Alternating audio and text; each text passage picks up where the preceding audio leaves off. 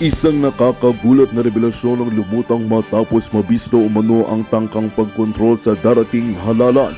Ayon sa mga ulat, si Pangulong Kuting Jr. umano ang nasa likod ng isang planong impluwensyahan ang proseso ng eleksyon. Kasabot umano ang mismong chairman ng Commissions on Election o COMELEC. Ayon sa mga lumabas na impormasyon, may mga dokumento at testigong lumutang na nagsasabing may ginagawang lihim na hakbang upang tiyakin ang pagpapanatili sa kapangyarihan ng mga kaalyado ng administrasyon. Bukod dito, nasukol umano ang COMELEC chairman sa isang pulong kung saan napag-usapan ang posibleng manipulasyon ng botohan. Sa kabila ito, mariing tinanggi ng Malacanang at ng COMELEC ang mga paratang at sinabing walang basihan ang mga akusasyon. Sa ngayon, patuloy ang panawagan ng publiko para sa isang malinis at patas na halalan. Nananawagan ng iba't ibang sektor para sa agarang investigasyon upang mapatiyak na walang anumang pandarayan na magaganap. Patuloy naming babantayan ang usaping ito at mag-uulat ng mga bagong impormasyon sa mga susunod na araw. At yan nga ang balitang ating pakakatutukan, ngunit bagong lahat, siguraduhin mag-subscribe at i-hit ang notification bell para sa patuloy na pagtutok sa mga sulyap ng bagong balita sa tunay na boses ng masa.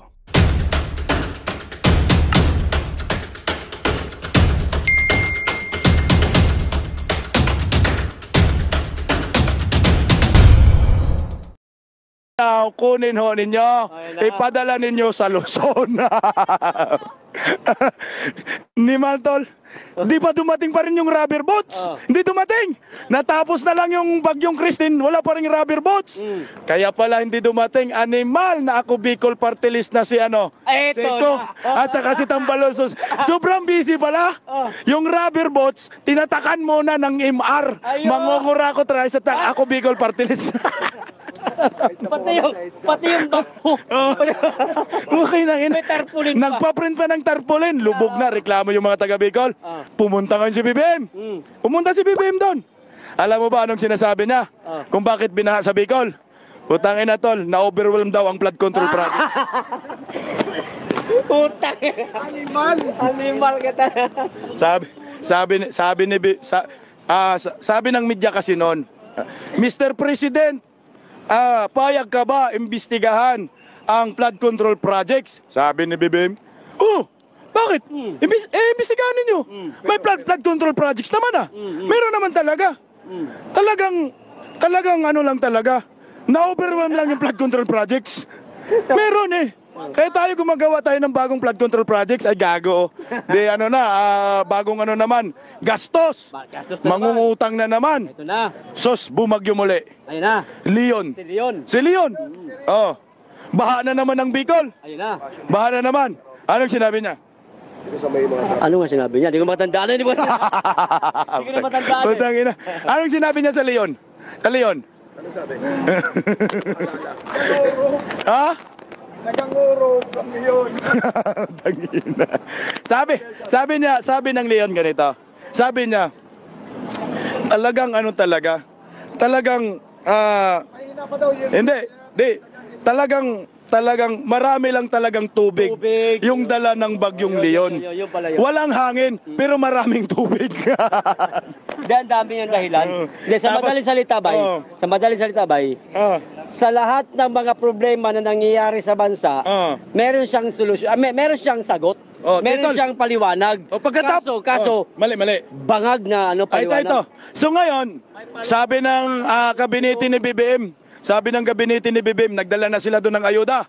Sabi ni BBM, sa mga kababayan ko, kayong mga magsasaka, alam ko marami kayong nasalanta. Sabi niya, Ngayon, sa amin, yung palay, kakatanim lang, harvest agad. Ito yung bago niya. Isipin nyo, kakatanim lang ng palay, harvest agad, putang ng palay na yan. Antindi tol. Magic palay. Magic Benz. Ayusin kasi Oo. ibang bagyo. Ano? Saka paayusin kasi may bagyo. Yun, isa pa yun, sinabi niya. Ayusin natin yan. May parting din namang bagyo. Magsayang lang. Wag na lang. Ito, nagpasikat. Di ba inaanapan natin siya ng proyekto? Ay, putang ina, ang Meralco. Isipin mo yung Meralco, meron palang proyekto yung Meralco na solar. May solar. So Eh, ito, ngayon, yan. cutting derivo na. Ito na. Cutting derivo na. Yan yung bago. Oy, pinagmalaki man ni BBM na proyekto daw niya, kahit proyekto ng Meralco. Yabang. Sabi ni BBM, ang galing talaga ng proyekto na to sa ating bansa. Ayan na. First time sa buong mundo.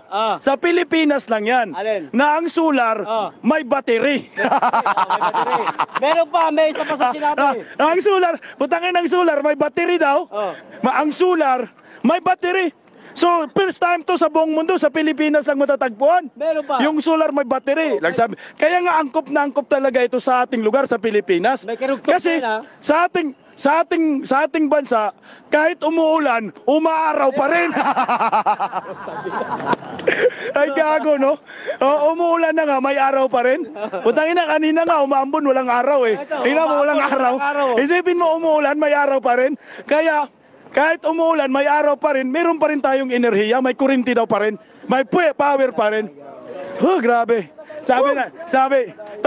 Sabi ng BBM supporters, Ano? BBM, ang hirap mo ipagtanggol.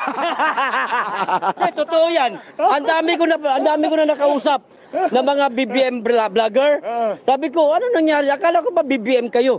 Sabi niya, alam nyo, PL, pagod na kami kay Bongbong Marcos. Ang hirap niya nang ipagtanggol. Hindi ako may sabi niyan. Ang mga BBM vlogger may sabi niyan. Ito yung magandang ano dyan, tol. Ito yung magandang kwento dyan. Sige. Paano ba nabulilyaso itong flood control projects ni BBM? Yan. Ito makinig kayo sa sasabihin namin, hindi ito bula. Tsaka hindi kami marunong magbula-bula, hindi kami naglalaro ng basketball. Ano kami, Chinese garter. Lato lang. Lato. Okay, ito. Paano ba nagsimula yan? Naalala niyo po yung suna ni BBM? Ayan. Ngayon taon lang. Nagmayabang. Nagmayabang man yan. Ang sabi ni BBM, mga kababayan ko. Gayahin mo, boses. Kanya mo kasi magsalita yan, utal-utal eh. Tapos sabay niya. Mga kababayan ko, marami na po tayong pinagawa na flood control projects. Ilan daw? Para sa baha. Ilan daw? Meron po tayong flood control projects na 5,500 flood control projects na tapos na. Tapos na. At meron pang ibang ginagawa pa. Palakpakan ng mga buhaya, gago. Marcos, palakpakan, putang ina. Ang galing ni BBM. Araw lang, bay. Dumating si Karina. Wag muna.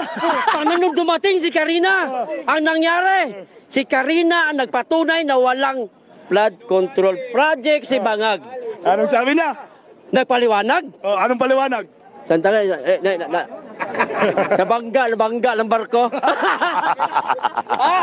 Ngiwi yung panga habang sinasabi. Nabangga ng barko. Bumaha lahat. Mamaya na. Nabangga ng barko. Yung isa. Pagkabangga ng barko ko noon ng flood control project sa nabutas, bahalat. Lahat ng flood control 5,500 na sira. Isipin mo, isa lang yung binangga, bumaha lahat buong Pilipinas. Baka naman isa lang. Ito yung matindi niyan, tol. Hindi bumaha na, lubog na buong Metro Manila. Loko guys, first time nangyari na yung presidente nag-motorcade sa baha. Umikot siya, sumakay siya ng, akala ko naman lulusong sa baha. Ay, siyempre, sumakay ng truck. 6 by. Kaway-kaway siya sa mga nabahaan, wala mang inabot. Baka akala, kampanya pa rin. Baka. Kakaway-kaway sa hangin. Sabi ng mga binaha doon sa Valenzuela, hindi magkakaway-kaway, wala man inabot kahit isa. So ngayon, ito na.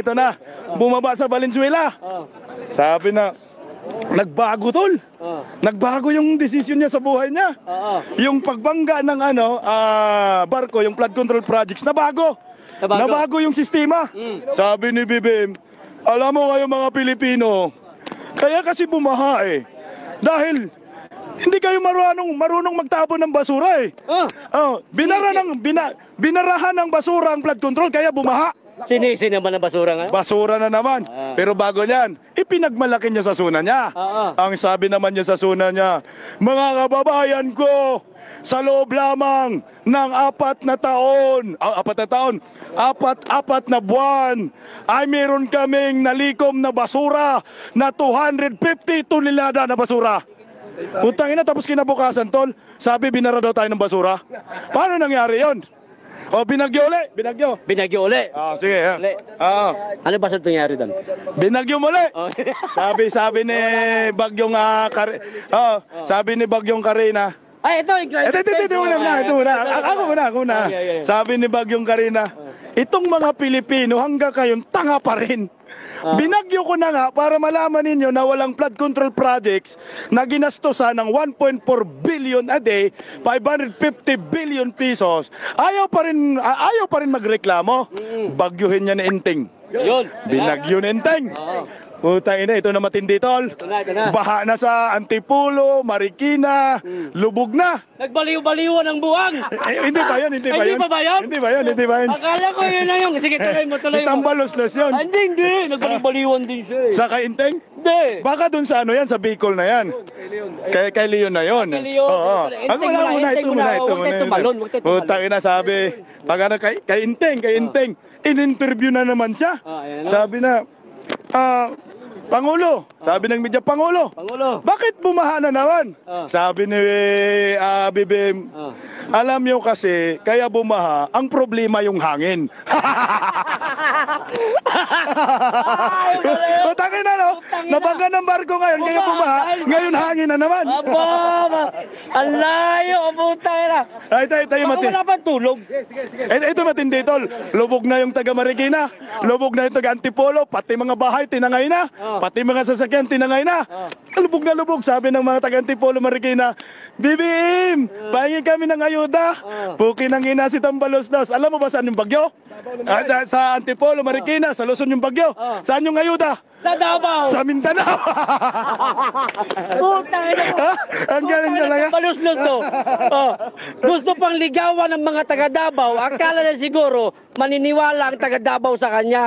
Hunghang. Tatanggap lang ang mga taga Davao. Duterte pa rin yan. Baliw. Ang tindi, tol, no? Lubog na yung Marikina, Antipolo.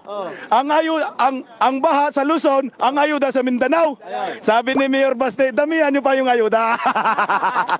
Pero magkano ba pondo ng ayuda na yan? Sige, yan.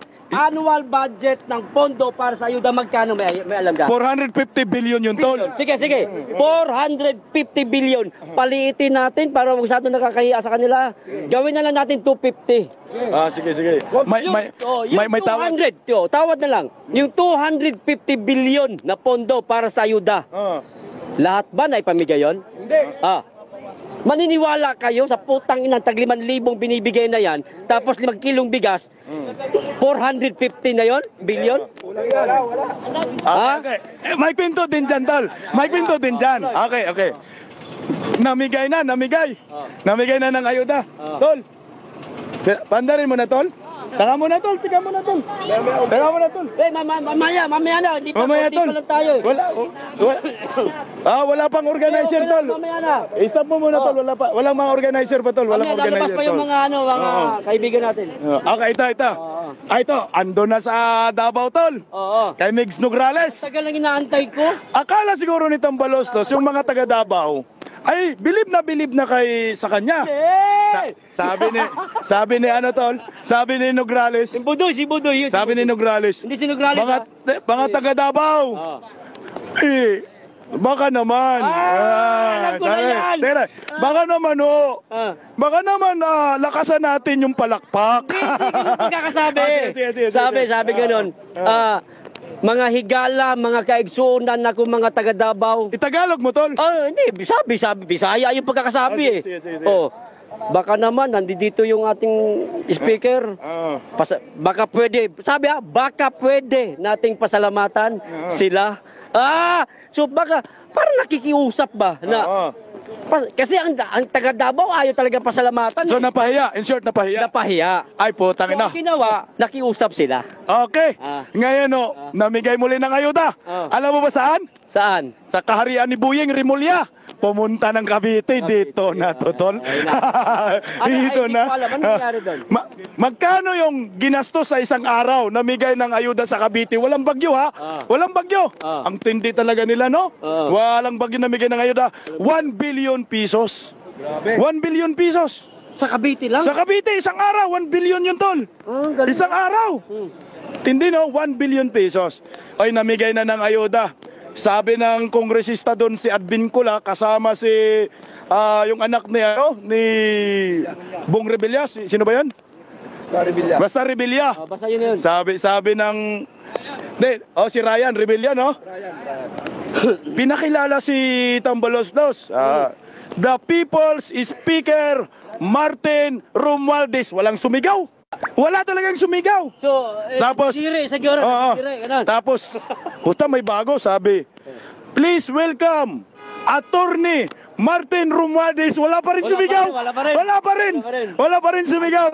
Binanggit uli. Nandun si Tambaloslos noon? Nandun na. Okay. Pumasok na. Pakaway-kaway. Walang kumaway eh. So, Hindi nga, parang nakita. Wala. Parang multo lang yung dumaan eh. Tapos? Hindi pinansin eh.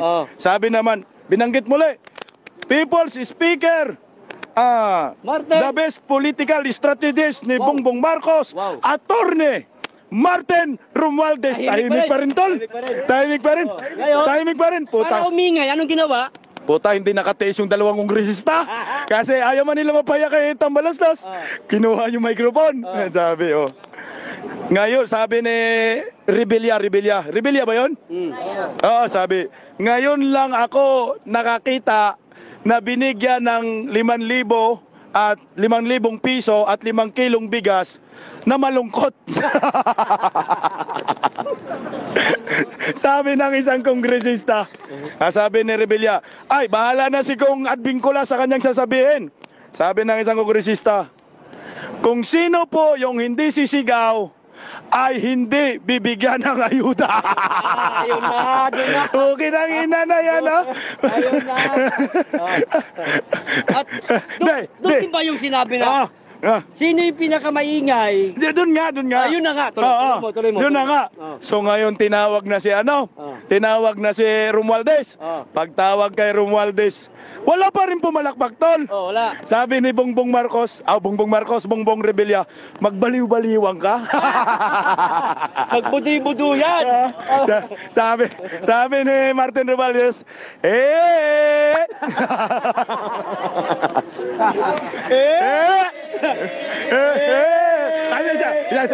One, two, three. Tayo po na. Sabi ni wala pa rin nag-response. Sabi ni Bong Revilla, isa pa. Isa naman. Sabi pa rin niya, tapos sa dulo, malungkot na.